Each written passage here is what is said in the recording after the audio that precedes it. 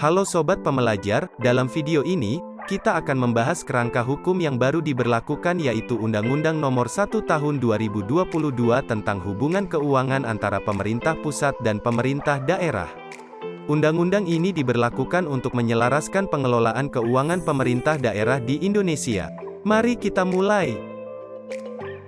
Dalam rangka menciptakan alokasi sumber daya nasional yang efektif dan efisien, maka perlu mengatur tata kelola hubungan keuangan antara pemerintah pusat dan pemerintah daerah yang adil, selaras, dan akuntabel berdasarkan Pancasila dan Undang-Undang Dasar Negara Republik Indonesia tahun 1945.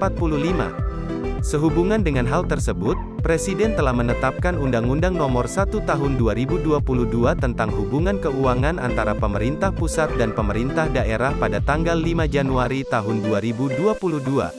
Undang-undang ini mencabut UU Nomor 33 Tahun 2004 tentang perimbangan keuangan antara pemerintah pusat dan pemerintah daerah. Dan Undang-Undang Nomor 28 Tahun 2009 tentang pajak daerah dan retribusi daerah.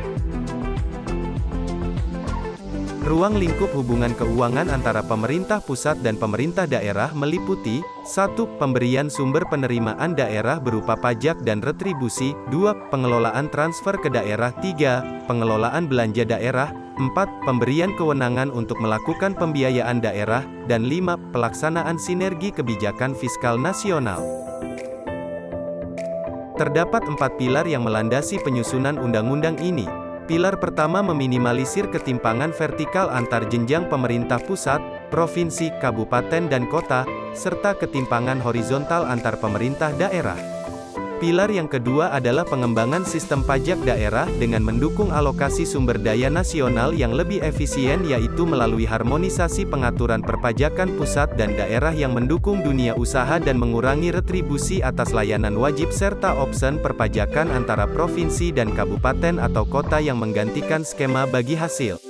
Pilar ketiga dalam undang-undang ini adalah mendorong peningkatan kualitas belanja daerah yang berasal dari pendapatan asli daerah dan transfer pemerintah pusat melalui penguatan disiplin penganggaran dan sinergi belanja daerah seperti mandatory spending. Pilar terakhir adalah harmonisasi belanja pusat dan daerah untuk menciptakan pelayanan publik yang optimal sekaligus menjaga kesinambungan fiskal dengan desain transfer ke daerah yang berfungsi sebagai counter-cyclical policy. Tujuan utama dari undang-undang ini adalah untuk membentuk kerangka keuangan yang jelas dan transparan untuk pengelolaan keuangan daerah. Undang-undang ini menguraikan peran dan tanggung jawab pemerintah pusat dan pemerintah daerah dalam hal perencanaan anggaran, pengumpulan pendapatan, dan pengeluaran. Selain itu, undang-undang tentang hubungan keuangan pusat dan daerah dicetuskan atas dasar kebutuhan untuk menyelaraskan dan meningkatkan pengelolaan keuangan pemerintah daerah di Indonesia. Undang-undang ini bertujuan untuk menciptakan kerangka hukum yang jelas dan transparan dalam hal perencanaan anggaran, pengumpulan pendapatan, dan pengeluaran antara pemerintah pusat dan pemerintah daerah. Pemerintah memiliki beberapa strategi dalam undang-undang ini untuk mencapai tujuan terwujudnya alokasi sumber daya nasional yang efisien dan efektif. Pertama, untuk harmonisasi belanja pusat dan daerah, desain transfer ke daerah disusun agar dapat berfungsi sebagai counter-cyclical policy, kemudian adanya penyelarasan kebijakan fiskal pusat dan daerah, pengendalian defisit APBD, refocusing APBD dalam keadaan tertentu, sinergi bagan akun standar dalam rangka konsolidasi dan penguatan monitoring dan evaluasi. Yang kedua, untuk penguatan sistem perpajakan di daerah, Undang-Undang HKPD didesain untuk mendorong kemudahan berusaha, mengurangi retribusi atas layanan wajib, skema opsen perpajakan daerah antara provinsi dengan kabupaten kota serta merangsang munculnya basis pajak baru yang merupakan sinergi pajak pusat dan daerah.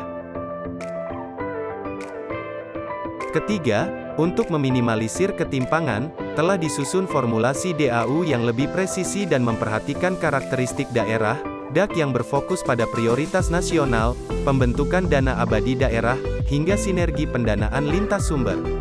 Yang keempat, untuk meningkatkan kualitas belanja daerah, undang-undang ini mendorong penguatan disiplin dan sinergi belanja daerah, peningkatan kapasitas SDM pengelola, penguatan pengawasan internal, dan TKD yang diarahkan untuk meningkatkan kualitas pelayanan publik.